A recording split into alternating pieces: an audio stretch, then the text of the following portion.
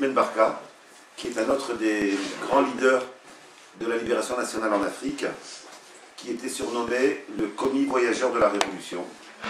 Parce que comme on le verra, c'est comme beaucoup d'autres leaders, c'est quelqu'un qui est passé d'une prise de conscience d'abord sur son pays à une prise de conscience internationaliste et qui a été assassiné à la fin de sa vie du fait des responsabilités qu'il prenait au niveau mondial dans l'organisation des luttes de libération nationale et des luttes pour les transformations sociales.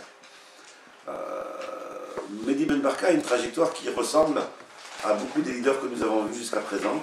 C'est-à-dire qu'il est, comme la plupart de ces leaders, il fait partie de toute petite minorité d'enfants colonisés, d'enfants de milieux populaires, qui a pu franchir les frontières de l'école coloniale.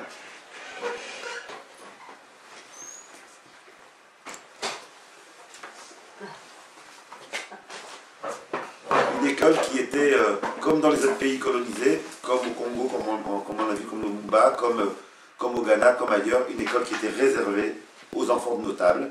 Et quelques enfants de paysans ou d'ouvriers de colonisés arrivaient à se faufiler dans cette école. Et c'est souvent eux qui vont devenir des leaders. La trajectoire scolaire de Mehdi Ben Barka est celle, comme les autres leaders que nous avons vus, est celle d'un bon élève. Il est reçu premier au baccalauréat alors qu'il n'y avait quasiment pas de Marocains qui accédaient au baccalauréat, avec une mention très bien. Et il faut avoir en tête qu'à l'époque, c'est seulement une vingtaine de Marocains qui arrivaient jusqu'au bac. Le Maroc dans lequel grandit Mehdi Ben Barka est un protectorat. Et c'est un protectorat depuis le 30 mars 1912. Alors protectorat, ça veut dire normalement que l'État reste souverain, que l'État marocain reste souverain. En réalité, c'était une colonie déguisée. C'est devenu un protectorat parce que le sultan qui gouvernait le Maroc avant l'arrivée des Français, le sultan Moulay Abdel Hafid, est confronté à une révolte populaire. Et pour réagir à cette révolte populaire, eh bien, le sultan ne trouve rien d'autre que de faire appel aux troupes françaises. D'où cette belle formule que nous a proposée l'historien Germain Ayache, qui est de nous dire « Il est délivré de son peuple, mais prisonnier de ses libérateurs ». Pour réagir à son peuple qui se révolte, on fait appel à l'armée coloniale, et c'est comme cela que ce sultan reste au pouvoir. Le sultan va donc signer un traité de protectorat qui lui laisse son trône, mais en réalité, ce trône devient tout simplement un trône artificiel. Il est en fait le gérant d'affaires des colonialistes français. Immédiatement, après cette signature d'un accord et le fait que l'armée française mate la révolte populaire, immédiatement on va avoir des protestations populaires extrêmement importantes qui vont se développer, à la fois contre le sultan et contre l'armée française. Elles éclatent la fesse et ces révoltes sont noyées dans le sang par l'armée française. Après cette révolte des villes, une fois que les insurgés des villes sont matés, après ce bain de sang, eh bien les campagnes vont prendre le relais. Et c'est une des plus belles périodes de la résistance anticoloniale en Afrique, qui est connue sous le nom d'insurrection du Rif, avec un grand monsieur, Abdelkrim El-Khattabi, qui proclame la République du Rif à cette époque. Il va falloir 22 ans de guerre par l'armée d'une des principales puissances mondiales qu'est la France, 22 ans de guerre pour soumettre l'ensemble des tribus berbères à l'autorité du sultan et en réalité à l'autorité de la France. La pacification n'est obtenue qu'en 1934 et avec cette période-là se clôt la période de la résistance rurale et tribale. En fait, comme dans beaucoup de pays, on a eu un premier âge des résistances qui est l'âge des tribus. Les tribus se révoltent contre le colonisateur et ça aboutit à un échec, généralement. Et ensuite, un deuxième âge où va naître le mouvement nationaliste moderne, un mouvement nationaliste qui s'organise comme les partis politiques ici en Europe, c'est-à-dire qui prend les leçons du mouvement social ici en Europe et qui s'organise à partir de cela dans une forme plus contemporaine. Et bien pour le Maroc, c'est à partir de 1934 où va naître le nationalisme contemporain. Et c'est dans ce mouvement nationaliste contemporain que s'engage très très jeune, à l'adolescence, Mehdi Ben Barka. Ce qui va accélérer l'histoire pour le Maroc, on a vu que dans d'autres pays, il y avait toujours des événements qui accélèrent l'histoire. Pour le Maroc, ce qui va accélérer l'histoire, c'est une ordonnance du sultan sur ordre de l'État français, qui est l'ordonnance du 16 mai 1930. On impose au jeune sultan, qui est un gamin, le nouveau sultan est un gamin, Mohamed Ben Youssef, on lui impose le Daïr berbère, qui stipule dans son article 2 que les tribus berbères ne dépendent plus du sultan. Et dans son article, qui propose également son article 6 que le droit pénal ne s'applique plus à ces tribus. Autrement dit, les 2/3 de la population du Maroc sont soustraits à la juridiction du sultan. Avec ce Daïr berbère, ce qu'essaye de faire le colonisateur, c'est ce qu'il fera par d'autres moyens partout ailleurs. Il brise l'unité nationale du peuple marocain, en mettant 2 juridictions différentes pour le même peuple. Certains Marocains étaient régis par telle loi et d'autres Marocains par telle autre loi. Alors ça, c'est une des multiples manières pour diviser les peuples. Ailleurs, ça va être, comme au Congo, le séparatisme de Tchambé. Ailleurs, ça va être partout où on peut diviser. On va diviser, et là, c'était par l'arme juridique. Le peuple marocain va avoir comme réaction à cela, et c'est important de l'avoir en tête parce que, avec du recul, on peut dire mais pourquoi ils ont fait ça. Rappelez-vous ce que Frantz Fanon nous a appris. Frantz Fanon nous a appris que lorsque le colonisateur attaque sur un aspect, les peuples vont revendiquer cet aspect. Et là, le peuple marocain va défendre le sultan. Puisque l'État français lui enlève du pouvoir au sultan, ça va être interprété par le peuple marocain comme étant on va soutenir le sultan. La résistance des peuples prend les formes qu'elle peut prendre, et dans le Maroc de cette période-là, elle prend la forme du soutien au sultan qui apparaît comme en résistance par rapport au colonisateur. Vous vous rappelez, quand on a parlé de Nkrumah, on a vu que lorsque le colonisateur a voulu, sous prétexte de civilisation, soi-disant s'attaquer à l'excision, en réalité, s'attaquer à toute la culture et pas qu'à l'excision, la résistance a pris la forme du soutien à l'excision. Avec du recul, on peut dire c'est réactionnaire, mais sur le moment-là, quand le colonisateur me méprise, quand il me salit, quand il m'abaisse, quand il abaisse ma culture, le réinvestissement de la culture, même quand c'est quelque chose de réactionnaire, prend une forme de résistance. Et là, ça a pris une forme de résistance dans le soutien au sultan, et le sultan devient un symbole de résistance anticoloniale. Ça n'est pas parce que le peuple marocain serait moins républicain que d'autres. C'est tout simplement, à cette période-là, le sultan a pris une connotation anticoloniale et ça a abouti à un soutien important. C'est bien cela, c'est une preuve de la pertinence de Frantz Fanon. Sinon, on ne peut pas comprendre pourquoi quelques années auparavant, c'est sous le mot d'ordre de République que les mêmes Marocains suivaient Abdelkrim. Et quelques années après, c'est sous le symbole de soutien au sultan que ce peuple se met en mouvement. Le jeune Mehdi commence son activité militante dans ce contexte, alors qu'apparaissent les premières organisations nationalistes. Il a à peine 14 ans lorsqu'il milite dans la toute première organisation nationaliste, le Comité d'action marocaine, qui va être le premier mouvement politique né à l'époque du protectorat. L'autre étape importante dans la vie de Mehdi Ben Barka et dans sa formation politique, c'est qu'il n'y a pas d'école de mathématiques à Alger. Au Maroc. Il est contraint d'aller à Alger pour poursuivre sa licence de mathématiques. Et Alger est alors, donc il y va en 1940, Alger est alors la capitale de la France libre, puisque la France est occupée à cette époque-là, mais c'est aussi et surtout le bastion du Parti du peuple algérien, de Messali Hadj, qui revendique déjà l'indépendance. On retrouve avec Mehdi Ben Barka la même chose que ce qu'on a vu pour les autres leaders, la rencontre d'autres pays en Afrique, d'autres leaders en Afrique, accélère les prises de conscience. Rappelez-vous, pour Lumumba, c'était des rencontres à Accra en 1958, parce qu'il a rencontré Frantz Fanon, Nkrumah à Accra, que ça s'est accéléré dans sa tête. Pour Mehdi Ben Barka, c'est la rencontre des nationalistes algériens à Alger qui accélère sa prise de conscience. Lorsqu'il revient au Maroc en 1942, son nationalisme n'est plus un nationalisme marocain. Il pense le nationalisme à l'échelle nord-africaine, et on verra plus tard qu'il la pensera à l'échelle africaine. Mais d'abord, à cette époque-là, à l'échelle nord-africaine. Il est profondément imprégné de l'expérience algérienne et des mobilisations qu'il a vues en Algérie. Et à partir de ce moment-là, il ne dissociera jamais l'avenir du Maroc de celui de l'ensemble du Maghreb, puis de l'ensemble de l'Afrique. Et on verra que ça lui coûtera la condamnation à mort. Le 11 janvier 1944, Un mois après la création du parti indépendantiste El Istiqlal, qui veut dire le parti de l'indépendance, Ben Barka est le plus jeune membre de ce parti, des 60 signataires qui créent ce parti, qui, pour la première fois au Maroc, demande, en tant que parti, l'indépendance du Maroc dans son intégrité territoriale. La réaction de nouveau de l'État français va être la répression et l'arrestation des leaders. Mehdi Ben Barka est arrêté et il ne sera libéré de prison qu'en mars 1945. Il sort de prison et il découvre un parti complètement désorganisé, complètement éparpillé par la répression. Il va très vite devenir le principal animateur et organisateur de ce parti. Comme d'autres leaders, on voit bien qu'il y a des manières de faire particulières, comme Rouben Niobe, qui circule tout le Cameroun pour organiser la résistance. Ben Barka va parcourir tout le Maroc et va être une des personnes qui va permettre l'organisation de ce nouveau parti nationaliste.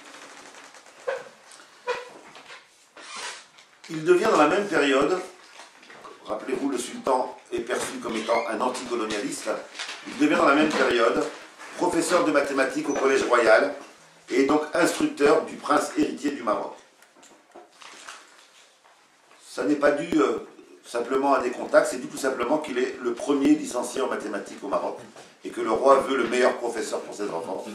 Et voilà ce paradoxe de l'histoire où le nationaliste le plus conséquent, le plus radical au Maroc, Mehdi Ben Barka, se retrouve enseignant des enfants du sultan. Mais cela va lui permettre de garder des liens avec le palais. Et le mouvement nationaliste, dans cette phase-là, va être sans cesse en lien avec le roi du Maroc. Voilà. On verra que ça va lui coûter très cher après. La mobilisation du mouvement nationaliste va obliger le roi du Maroc à clarifier ses positions. Il ne peut plus être dans l'entre-deux. Il ne peut plus tenir des discours ambigus, faisant plaisir et à la France et à son peuple. Le fait que le mouvement nationaliste se construit, qu'il y a des milliers de Marocains qui y adhèrent, qui réclament l'indépendance, oblige le roi du Maroc ou bien à devenir impopulaire, ou bien à changer de discours. Et effectivement, il le fait dans un discours qui est le discours de Tanger, le 10 avril 1947, où il réclame, ce roi du Maroc, il réclame l'abolition du régime de protectorat et la mise en place d'un processus qui conduit à l'indépendance. Alors ça, c'est une leçon extrêmement importante, quelle que soit la sincérité d'un dirigeant, lorsque le peuple est mobilisé, il est contraint d'en tenir compte. Il s'agit pour ce roi à la fois de refuser l'Union française, donc de refuser le protectorat, mais aussi de se positionner pour diriger le mouvement nationaliste et le récupérer. L'alliance entre le roi et le mouvement nationaliste va durer pendant plusieurs années. Elle va durer jusqu'à l'indépendance. Le sultan est déposé le 20 août 1953 à cause de ses prises de position indépendantistes. Donc l'État français dit, non, puisque tu veux l'indépendance, tu ne seras plus sultan. Et Mehdi Ben Barka est lui assigné à résidence. Le sultan sera exilé à Madagascar. Pour les Marocains, ces deux hommes, le sultan et le nationaliste, deux hommes que rien ne rapproche pourtant, ces deux hommes deviennent le symbole indissociable de l'indépendance. C'est important de l'avoir en tête parce que sinon on ne peut pas comprendre. C'est pas parce que le peuple marocain est attaché à la royauté. C'est pas simplement un attachement comme cela. Il y a des racines historiques, cet attachement. Je le dis parce que parfois on entend des blagues dans le tiers-monde sur les regarde, ils en sont encore au roi, etc. Non, il y a des racines. C'est une construction sociale. Il y a des racines historiques qu'il faut avoir en tête. Et donc, l'État français n'a surtout pas la volonté de décoloniser à ce moment-là. Il va falloir attendre l'insurrection du peuple algérien en novembre 1954 et la crainte d'un affrontement sur deux fronts pour que la France recherche un compromis. En réalité, l'accélération de l'indépendance du Maroc est liée au fait que la France ne pouvait pas se permettre de se battre du côté de l'Algérie et du côté du Maroc en même temps. Et donc c'est une lutte qui est entièrement liée. Fin août 1955, va avoir lieu la conférence d'Aix-les-Bains, dans laquelle la France négocie l'indépendance du Maroc, à condition que les nationalistes marocains abandonnent leurs frères algériens, et avec la logique indépendance du Maroc, lâcher le Maroc pour garder l'Algérie. Dans la même période est annoncée la constitution d'une armée de libération marocaine, d'armée de libération du Maghreb, qui regroupe Algériens et Marocains, et qui se concrétise par des opérations militaires dès septembre 1955.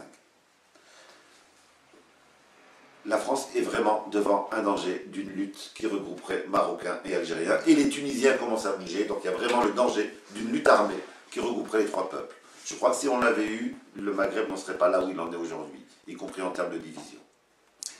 Et c'est pas pour rien que la France accélère l'indépendance du Maroc et de la Tunisie, parce qu'elle se rend compte que cette lutte commune armée aurait cimenté l'unité de ces trois peuples, et aurait constitué un rapport de force permettant une indépendance économique beaucoup plus solide que celle qui a pu avoir lieu après.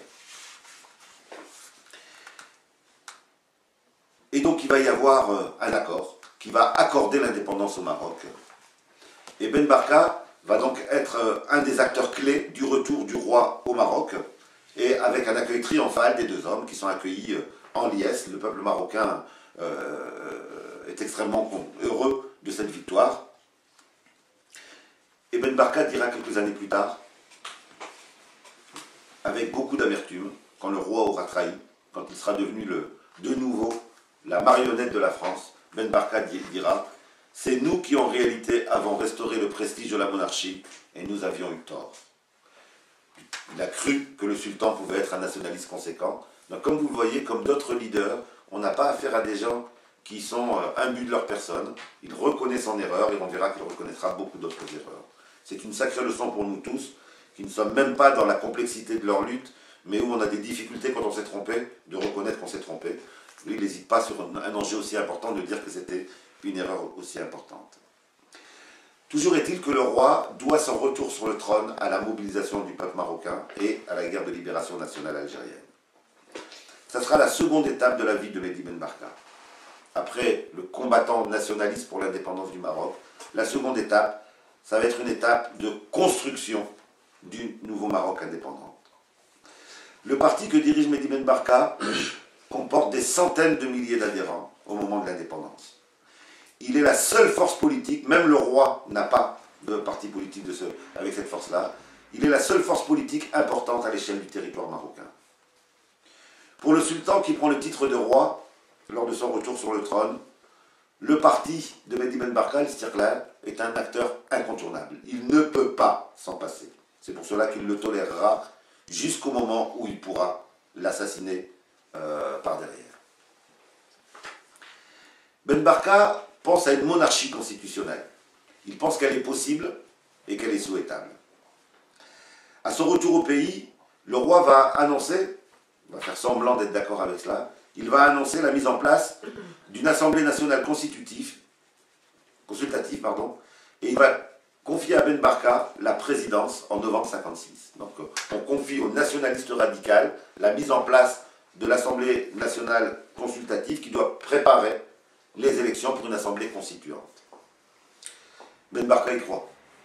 Il est persuadé que le roi peut être nationaliste et sincère, et il va donc mettre en mouvement son parti. C'est une des meilleures pages de l'histoire du Maroc, ce que vont faire les militants du parti l'Istiqlal.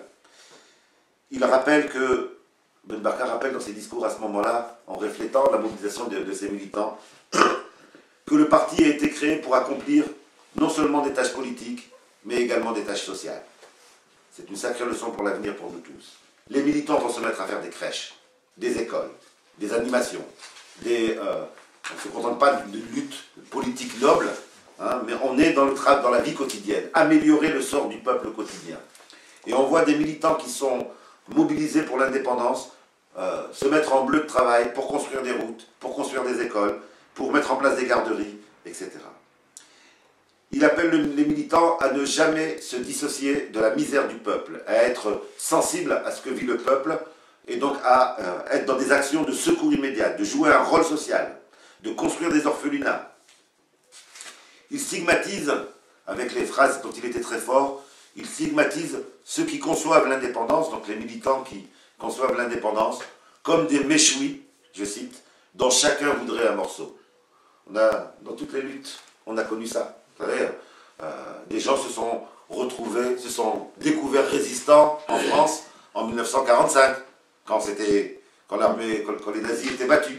En Algérie, on a vu des gens qui s'étaient jamais bougés en 62 devenir des résistants. Et là, il appelle à se méfier de tous ceux qui conçoivent l'indépendance comme un méchoui dont chacun voudrait garder un morceau. Avec la même énergie, Ben Barka va s'investir dans des vastes opérations de mobilisation populaire. Et là, pour ceux qui connaissent un peu le Maroc aujourd'hui, pour ceux qui connaissent le rapport de dépendance néocoloniale du Maroc, pour ceux qui connaissent la pauvreté qu'il y a au Maroc, on a l'impression qu'on ne parle pas du même Maroc. Ben Barka va appeler à la mobilisation populaire. Et il va être, par exemple, pour ne citer que quelques exemples, le maître d'œuvre d'une opération massive, un peu comme Sankara plus tard, hein, qu'il appelle la route de l'unité. Il appelle les jeunes à se mobiliser. 12 000 jeunes répondent de toutes les régions du pays. Pour construire quoi?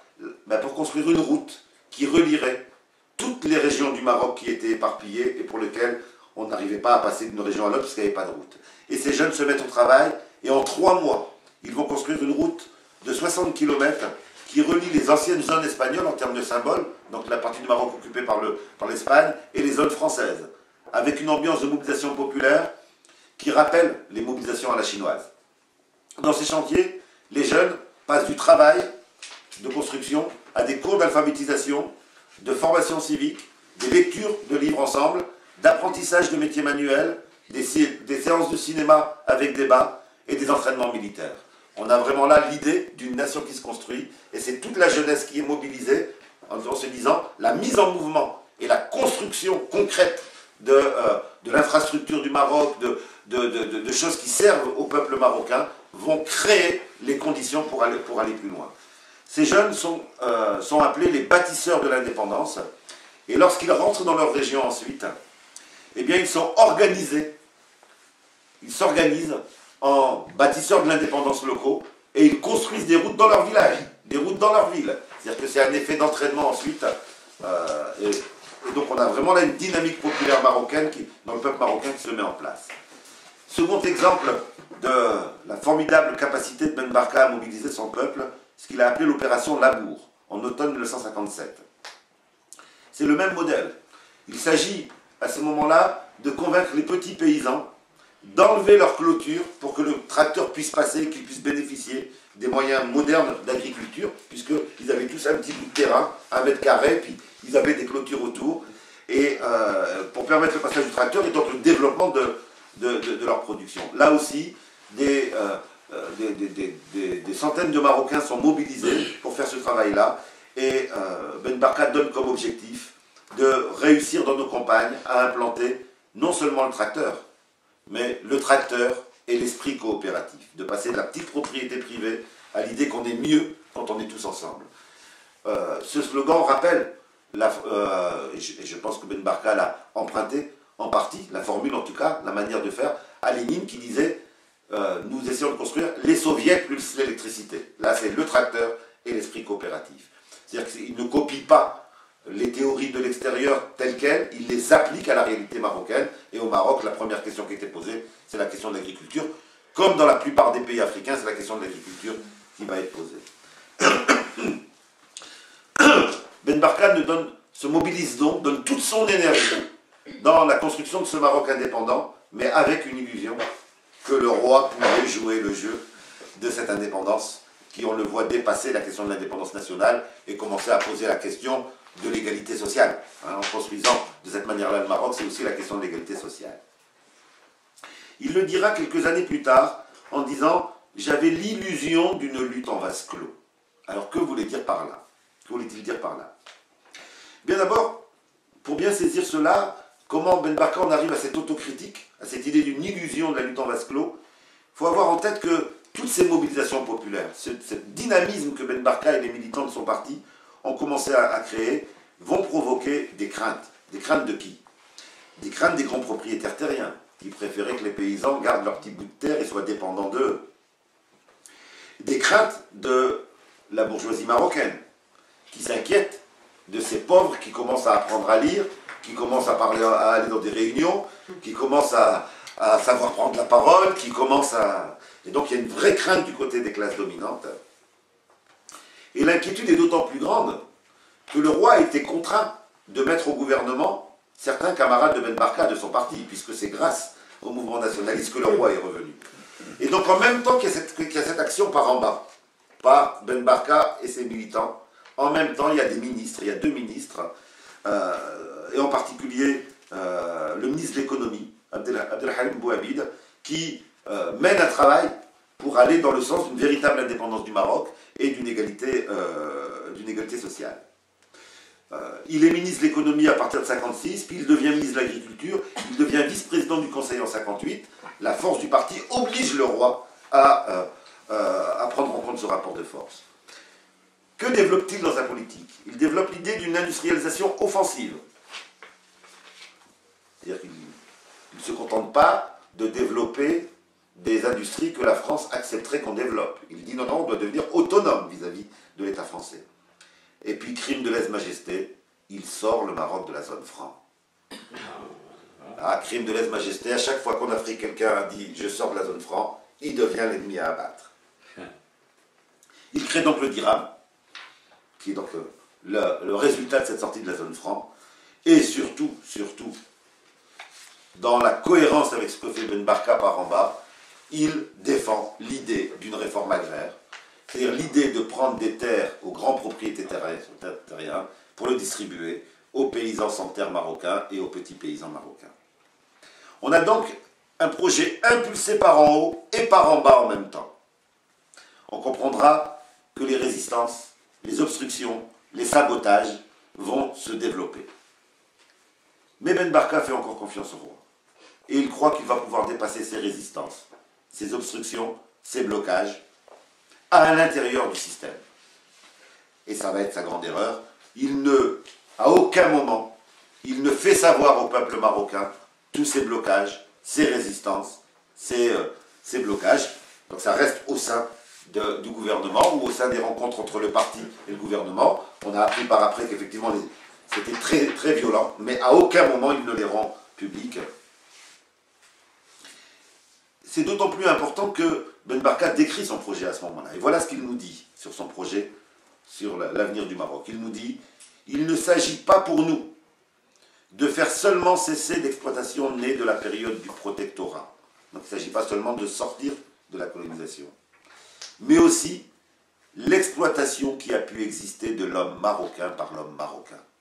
Et là, Ben Barka passe un cap. Il ne s'agit pas seulement de devenir indépendant, mais il s'agit aussi d'éviter que l'ancien exploiteur colonial soit remplacé par un nouvel exploiteur qui s'appellerait Mohamed, mais l'exploitation resterait la même. Et là, il devient effectivement dangereux.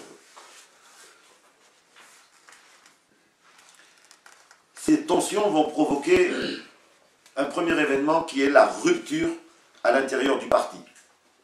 À l'intérieur du parti, ceux qui soutiennent Ben Barka vont entrer en contradiction avec ceux qui ne veulent pas bousculer la réalité marocaine. Et on va donc avoir une scission de gauche. Un parti de gauche va se constituer, qui est l'Union nationale des forces populaires, qui est créé en novembre 1959. Ce nouveau parti va avoir des mots d'ordre qui sont très clairs.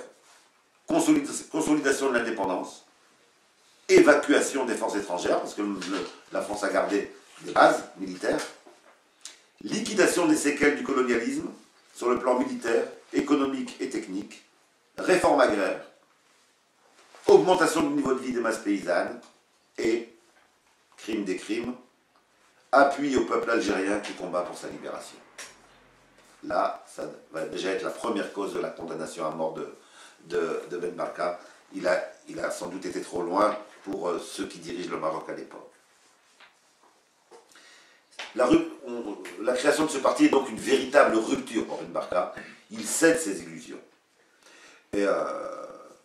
Parce que pendant tout un temps, il a eu de vraies illusions.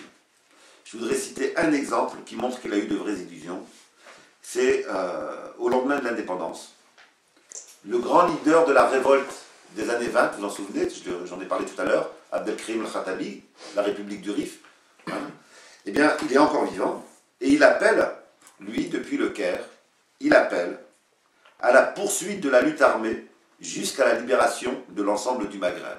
C'est-à-dire qu'au moment où Ben Barka fait un compromis avec le roi, au moment où il accepte l'indépendance du Maroc, en disant c'est un pas en avant, eh bien, il y a un autre leader, qui est Abdelrahman Khattabi, qui lui dit non, tant que nos frères algériens ne sont pas libérés, on ne lâche pas les armes.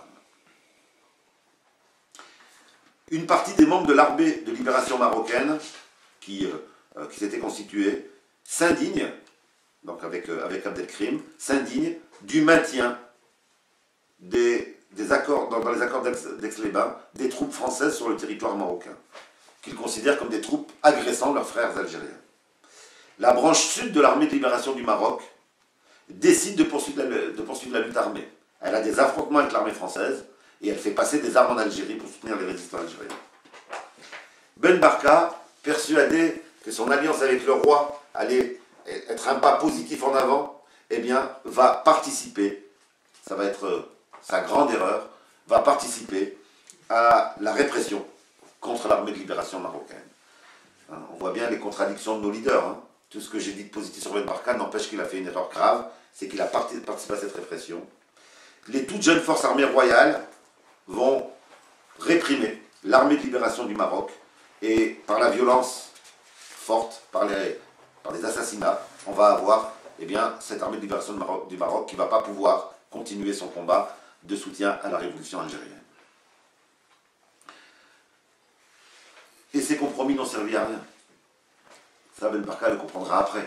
N'ont servi à rien, parce que dès que le roi s'est estimé assez fort pour se débarrasser de Ben Barka, dès qu'il n'a plus eu peur de la réaction, eh bien il va s'en débarrasser. Le 23 mai 1960, le roi renvoie le gouvernement Ibrahim, donc ce camarade de Ben Barka, et le remplace par un gouvernement royal qui est dirigé par lui et par son fils Hassan II, le fameux Hassan II, qui sera connu pour ses tortures vis-à-vis des militaires. C'est un coup d'État, tout simplement. Là aussi, en Afrique, on en a eu beaucoup, qui est téléguidé par la France et qui remet les choses dans le bon ordre colonial, c'est-à-dire qu'on élimine tous ceux qui avaient des velléités d'indépendance pour le Maroc. C'est là que Ben Barka va vraiment ouvrir les yeux et va tirer le bilan de ses hésitations, de ses paradoxes, de ses contradictions. Voilà ce qu'il nous dit dans un de ses textes. Ai-je besoin de vous rappeler toutes les batailles que nous avons dû mener de 1956 à 1960, sans que le peuple n'en sache rien. Tout se passait dans les villas des bonzes du parti Istiqlal, ou entre les murs d'un palais, et rien ne transpirait. Nous ne disions pas au peuple que tous les moyens d'appliquer nos projets nous échappaient. Nous avions l'illusion de la lutte en vase clos. C'est d'un sacré courage que de reconnaître une erreur de cette ampleur-là. Mais de 56 à 60, il a cru que de l'interne, il allait pouvoir changer la réalité. Alors, Ben Barka a fait cette erreur. Il faut qu'on en tire les leçons. On ne change jamais un système de l'intérieur.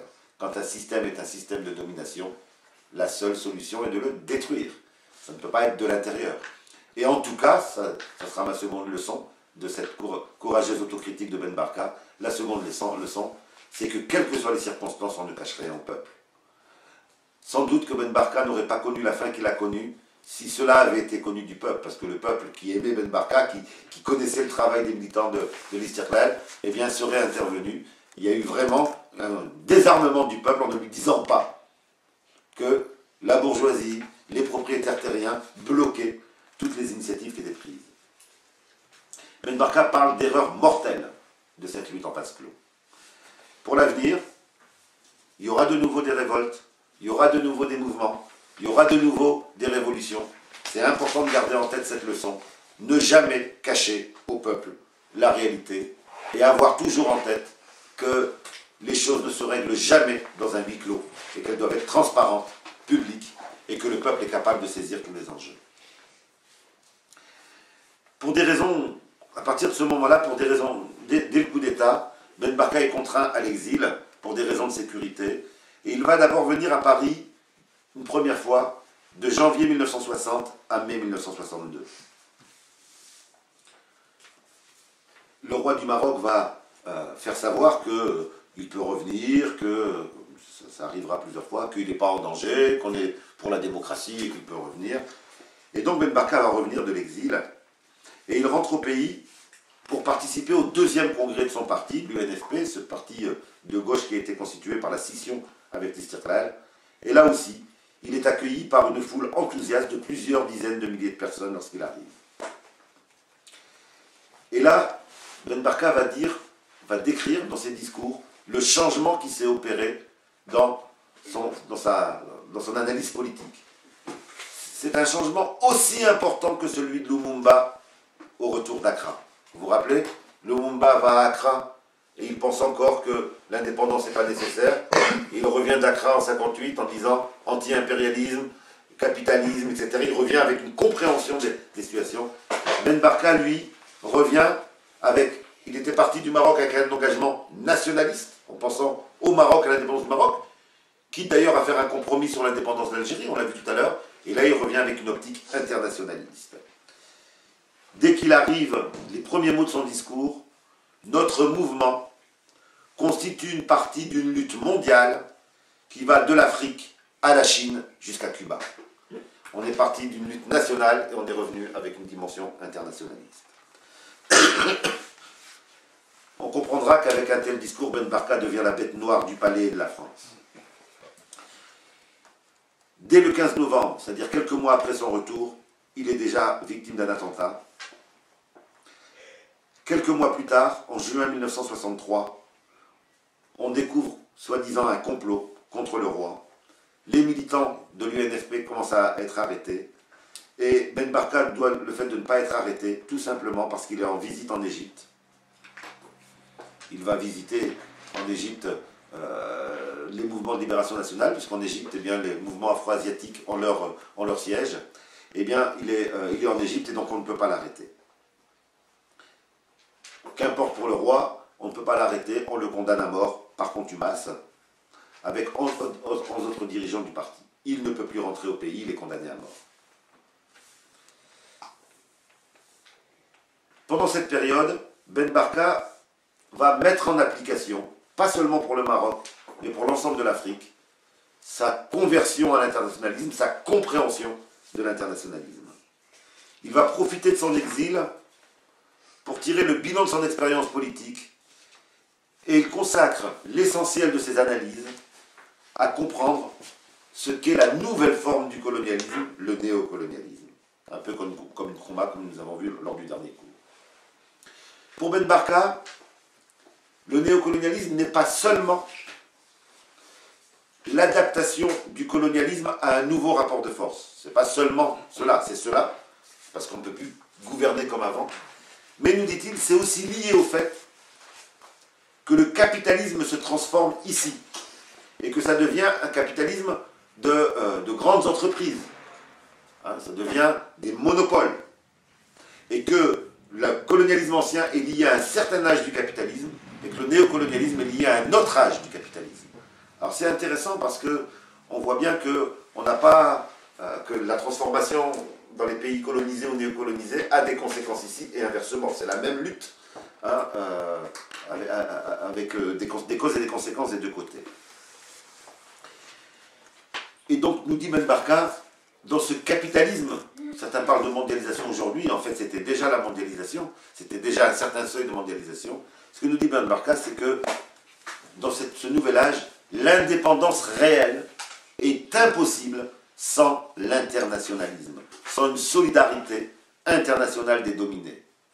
Et dans les dominés, il met d'abord les pays d'Afrique, d'Asie et d'Amérique latine, mais il insiste aussi sur les militants progressistes ici en leur disant « Soyez conséquents et montrez la réalité de votre internationalisme ».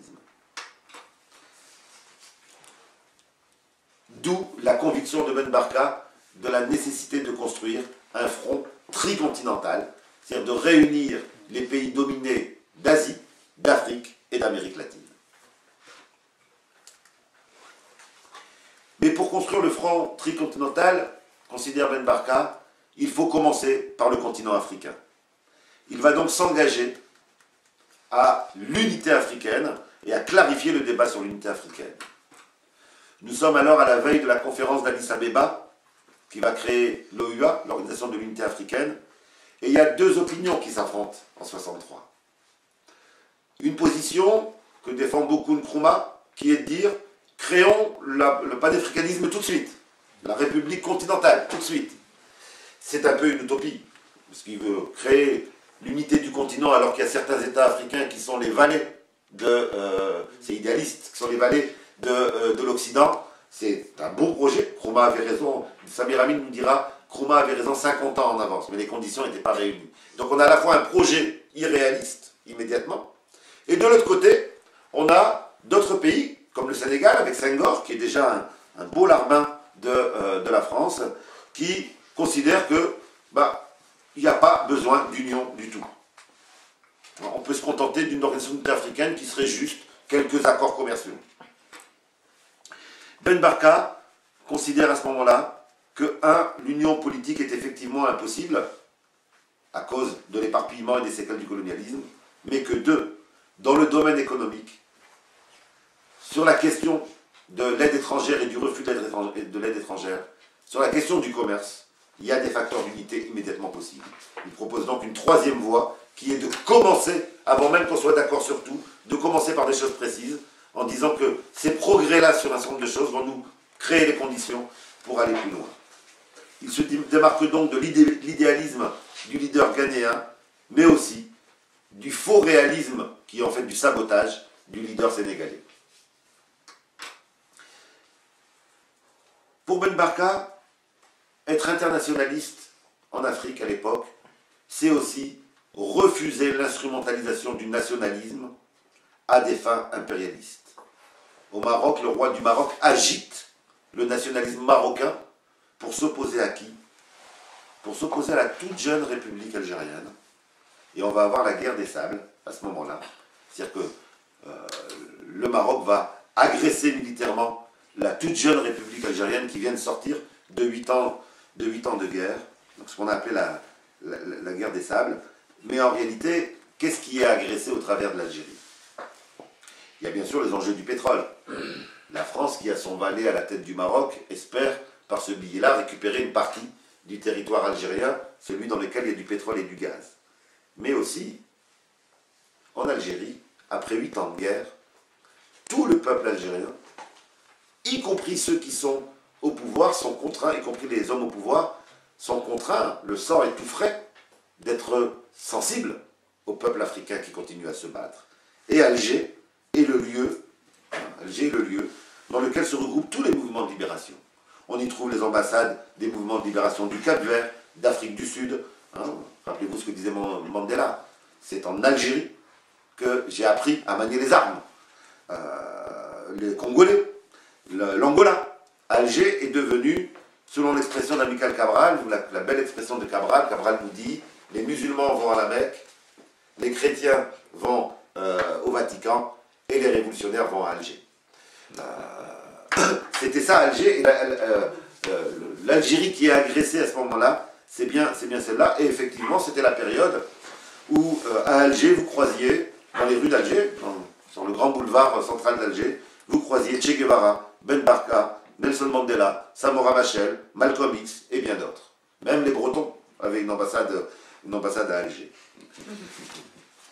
Eh bien, que va faire Ben Barka dans ce contexte-là où le roi du Maroc essaye de diviser en instrumentalisant, en disant le Sahara algérien il est marocain, en instrumentalisant le nationalisme?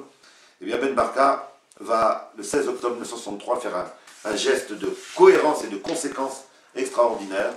Il va appeler à dénoncer l'agression marocaine, qu'il considère comme une traîtrise, non pas contre l'Algérie, mais contre le mouvement mondial de libération. En disant agresser l'Algérie en 1963, c'est pas seulement agresser les Algériens, c'est agresser les Cap-Verdiens qui, d'Alger, peuvent organiser leur mouvement, c'est agresser les Sud-Africains qui luttent contre l'apartheid, c'est agresser les Congolais, pour lesquels Moulélé et Tobaki à ce moment-là, etc. Eh bien, en disant, c'est tout le mouvement de libération mondiale qui est agressé. Alors ça veut dire tout simplement que Ben Barka a pris conscience et passé de l'anticolonialisme à l'anti-impérialisme. Et ça, c'est un grand pas en avant. C'est sans doute un des premiers à avoir fait aussi nettement ce grand pas en avant. Les discours de Ben Barka à cette période-là, dans toute l'Afrique, font tellement impression qu'il est élu à l'unanimité à la deuxième conférence de solidarité des peuples afro-asiatiques, qui se tient à Conakry, en avril 60.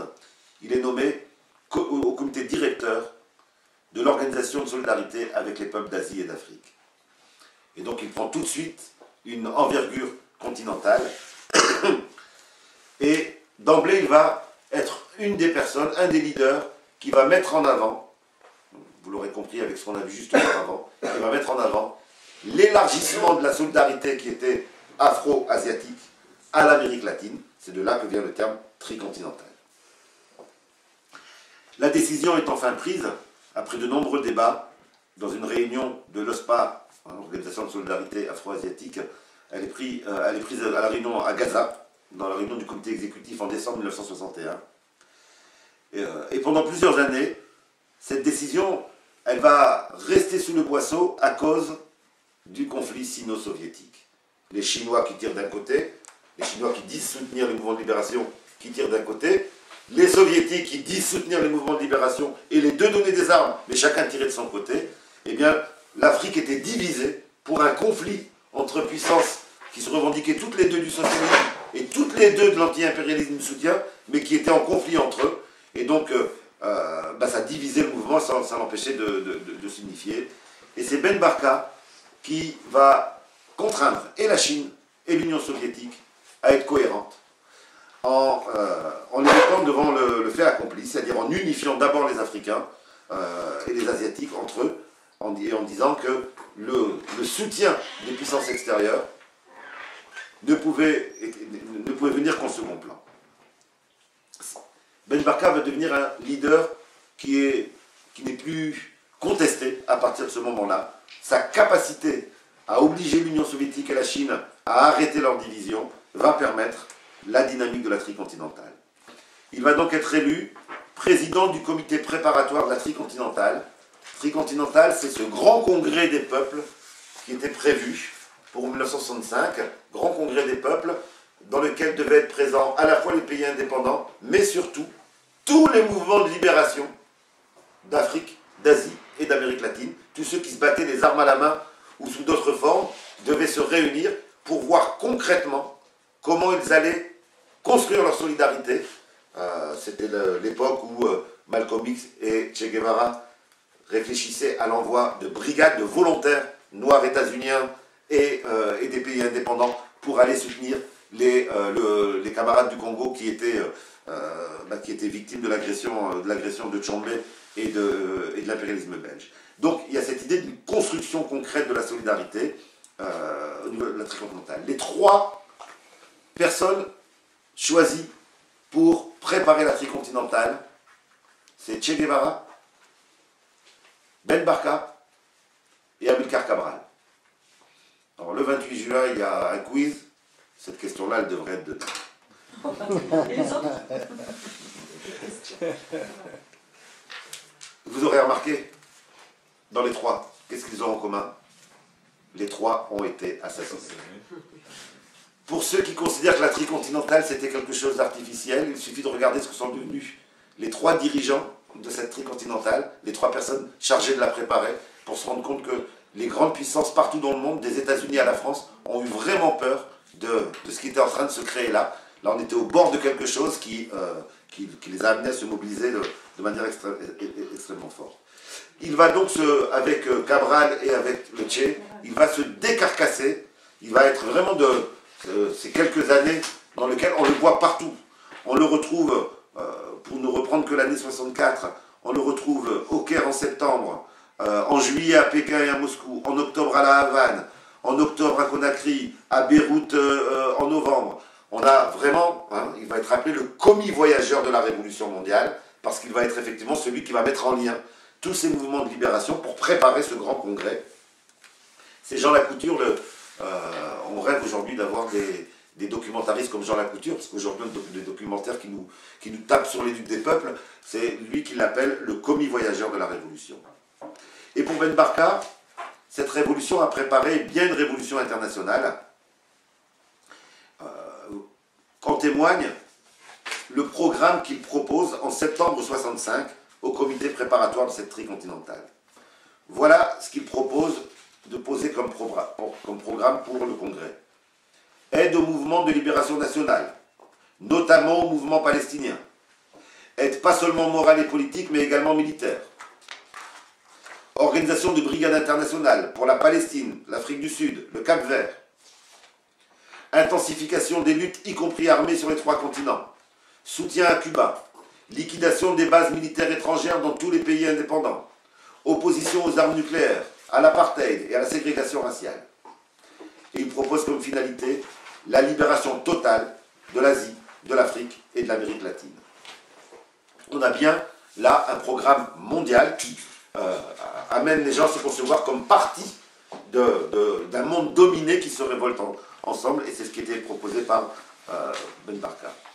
René Galissot, qui est une des personnes qui a le plus travaillé sur l'assassinat de Ben Barka, nous dit c'est cet élan révolutionnaire de la tricontinentale, cette contribution de Ben Barka à cet espoir international, à cet espoir d'émancipation internationale, qui est sans doute la cause de son enlèvement et de sa mort. Il devenait trop dangereux, il était devenu un symbole vivant de cette mobilisation.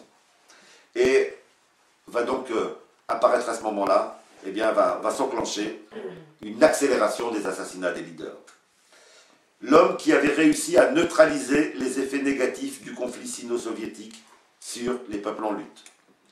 L'homme qui était autant légitime à Alger qu'à Pékin ou à Moscou, à Conakry ou à Accra, était devenu un danger mortel pour l'impérialisme. Le 29 octobre 1965, Ben Barka se rend à un rendez-vous avec un cinéaste, Georges Franjou.